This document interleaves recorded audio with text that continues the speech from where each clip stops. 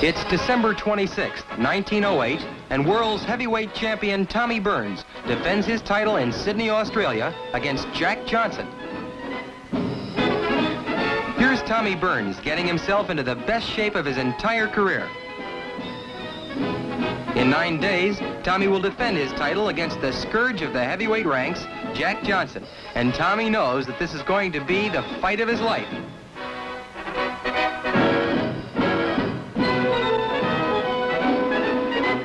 Here's champion Burns, the shorter of the two men, training with the fine heavyweight Al Kaufman, whom he sends to the canvas with a good right hand.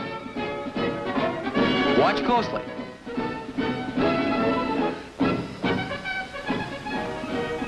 Johnson is training 17 miles away at Rushcutters Bay. Even the sedate Australian sports writers have been pulling out all of the stops in describing Johnson's workouts throughout his training period. There has been a general consensus of opinion that Johnson combines perfect defense and balance with an offensive punching attack which leaves little to be desired in a professional fighter.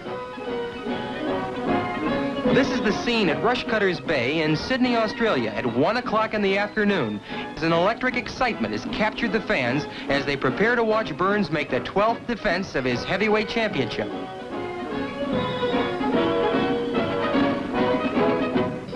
This is how Tommy Burns appeared as he was introduced as the defending heavyweight champion of the world. Never was a champion more ready to defend his laurels.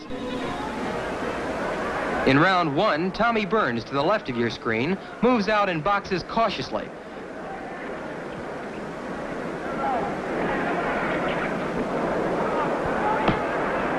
Johnson clinches with Tommy and smiles to ringsiders.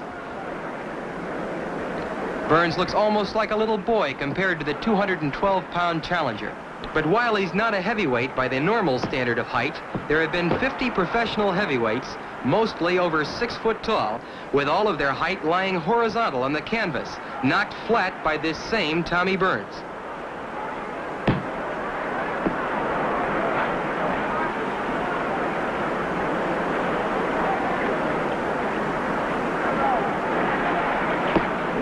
Johnson lands a hard right and forces Tommy to the ropes.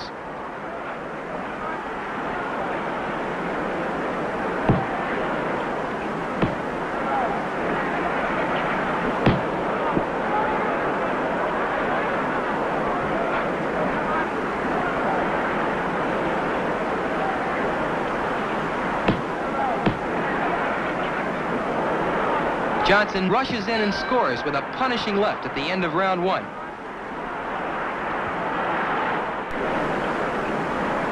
In rounds 2, 3, and 4, Johnson merely played with the heavyweight champion. He would laugh and actually talk to the crowd as Burns was hitting to the stomach. It was Johnson's way of demonstrating he had absolutely nothing to fear from the little heavyweight champion. Here in round 5, Johnson has no trouble in tying his man up.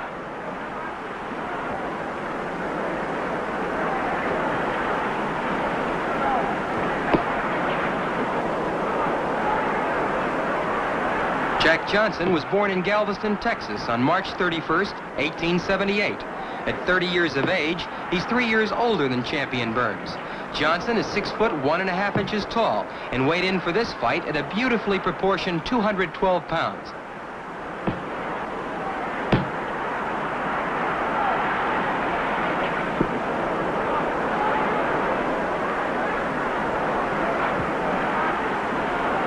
Burns stays at long range, looking for an opening.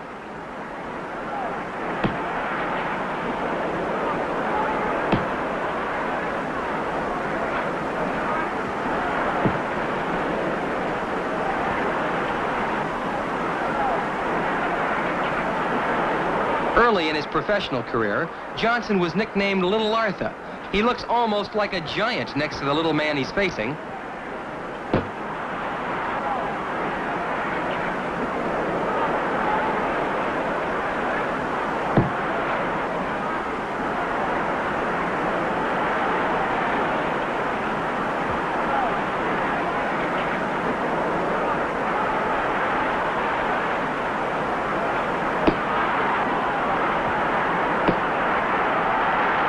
As we come to the end of round 5, it's apparent that Burns is almost at an insurmountable disadvantage against this magnificent fighting machine, Jack Johnson.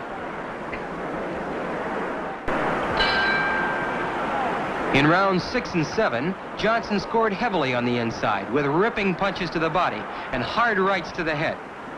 Here in round 8, Johnson rushes in and holds Burns as he talks to ringsiders, laughing all the time.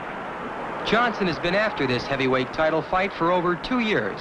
He hurled challenge after challenge at Burns to no avail. Johnson employed the unique strategy of purchasing a ringside seat at every one of Burns' title defenses. As Tommy fought, Johnson would sit there screaming insults, taunting the champion. His high voice stood out like a beacon light at ringside when Burns fought Philadelphia Jack O'Brien. At Dublin, when the champion beat Jim Roach, Johnson was there screaming. Again in Paris, when Burns knocked out Joey Smith, and finally in Sydney, when Burns disposed of Bill Squires. It was then, in Sydney, Australia, that the champion could take no more.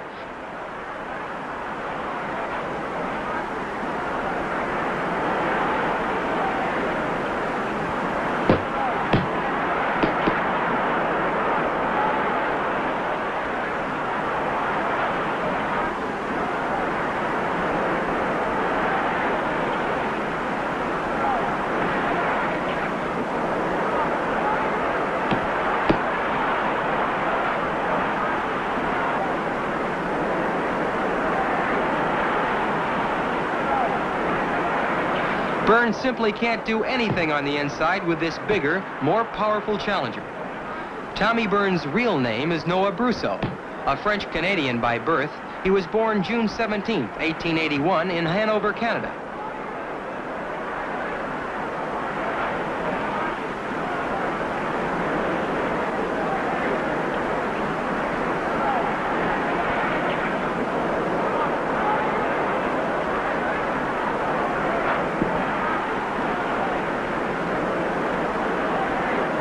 A good right uppercut, another ripping right uppercut by Johnson.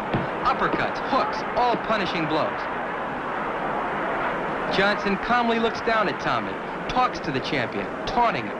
He wants Burns, as well as everyone, to know that this is no fight, this is a picnic.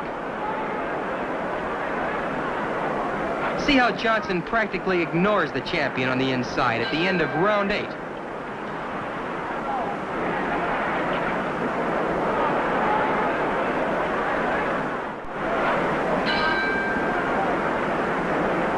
In rounds 9 and 10, Johnson simply overwhelms the champion. Going into round 11, it looked practically hopeless for Tommy.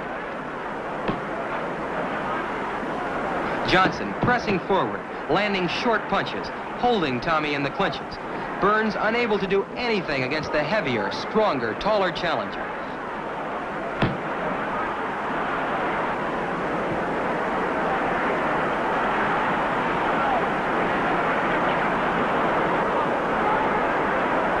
Johnson turned professional 11 years ago in 1897. He had 10 professional fights when in 1901 he was KO'd in 3 rounds by Joe Shawensky.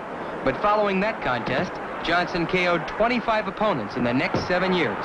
He has met and defeated all of the great fighters of his time, including George Gardner, Sam McVee, Joe Jeanette, Sam Langford, and the great Bob Fitzsimmons.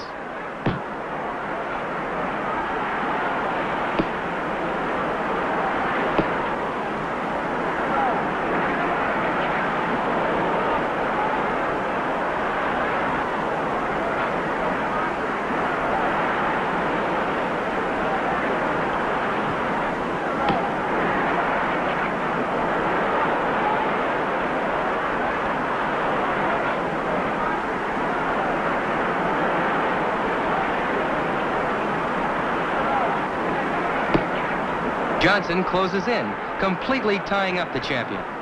He forces Burns back in the clinches and literally handles the champion with ease.